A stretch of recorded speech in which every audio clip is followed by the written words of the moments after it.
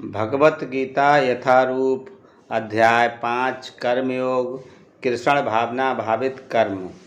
श्लोका 5.15 नादन्ते कस्यचित् पापं न चैव सुकृतं विभु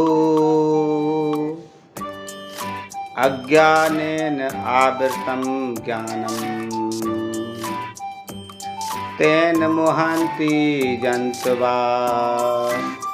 भावार्थ, परमेश्वर ना तो किसी के पापों को ग्रहण करता है न पुण्यों को, किंतु सारे देहधारी जीव उस अज्ञान के कारण मोहग्रस्त रहते हैं जो उनके वास्तविक ज्ञान को आच्छादित किए रहता है। तात्पर्य, विभु का अर्थ है परमेश्वर, जो असीम ज्ञान, धन, बल, यश, सौंदर्य तथा त्याग से युक्त है। वह सदैव आत्मतृप्त और पापपूर्ण से अविचलित रहता है। वह किसी भी जीव के लिए विशिष्ट परिस्थिति नहीं उत्पन्न करता, किंतु जीव अज्ञान से मोहित होकर जीवन की ऐसी परिस्थिति को कामना करता है जिसके कारण कर्म तथा फल की श्रृंखला आरंभ होती है। जीव प्रकृति के कारण ज्ञान से पूर्ण है, तो भी वह अपनी सीमित शक्ति के कारण अज्ञान के वशीभूत हो जाता है।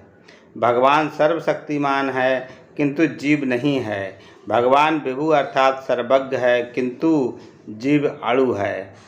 जीवात्मा में इच्छा करने की शक्ति है, किंतु ऐसी इच्छा की पूर्ति सर्वशक्तिमान भगवान द्वारा की जाती है। अतः जब जीव अपनी इच्छाओं से मोहग्रस्त हो जाता है तो भगवान उसे अपनी इच्छा पूर्ति करने देते हैं, किंतु किसी परिस्थिति विशेष में इच्छित कर्मों तथा फलों के लिए उत्तरदायी नहीं होते। अतएव मोहग्रस्त होने से देहधारी जीव अपने को परिस्थितिजन्य शरीर मान लेता है और जीवन के क्षणिक दुख तथा सुख को भोगता है। भगवान परमात्मा रूप में जीव का चिरसंगी रहते हैं। फलतः वे प्रत्येक जीव की इच्छाओं को उसी की तरह समझते हैं। जिस तरह फूल के निकट रहने वाला फूल की सुगंध को इच्छा जीव को बद्ध करने के लिए सूक्ष्म बंधन है, भगवान मनुष्य की योग्यता के अनुसार उसकी इच्छा को पूरा करते हैं। आपन सोची होत नहीं, प्रभु सोची तत्काल। अतः व्यक्ति अपनी इच्छाओं को पूरा करने में सर्वशक्तिमान नहीं होता, किंतु भगवान इच्छाओं की पूर्ति कर सकते हैं।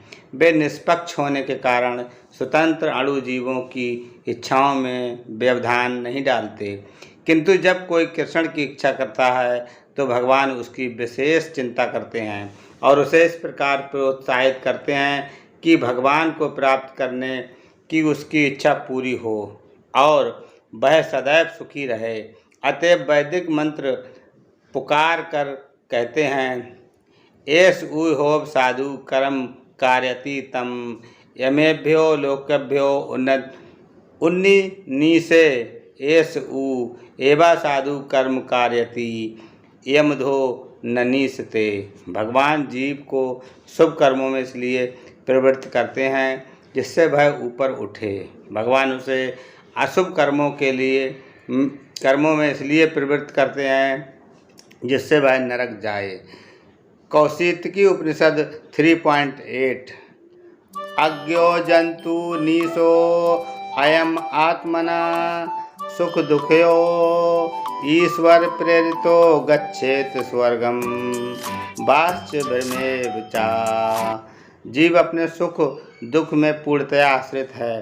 परमेश्वर की इच्छा से वह स्वर्ग या नरक जाता है, जिस तरह वायु के द्वारा प्रेरित बादल। अतः देहधारी जीव कृष्ण भावना अमृत की उपेक्षा करने की अपनी अनादि प्रवृत्ति के कारण अपने लिए मोह उत्पन्न करता है। फलस्वरूप स्वभावतः सच्चिदानंद स्वरूप होते हुए भी वह अपने अस्तित्व की लघुता के कारण भगवान के प्रति सेवा करने की अपनी स्वाभाविक स्थिति को भूल जाता है और इस तरह वह अविद्या द्वारा बंदी बना लिया जाता है।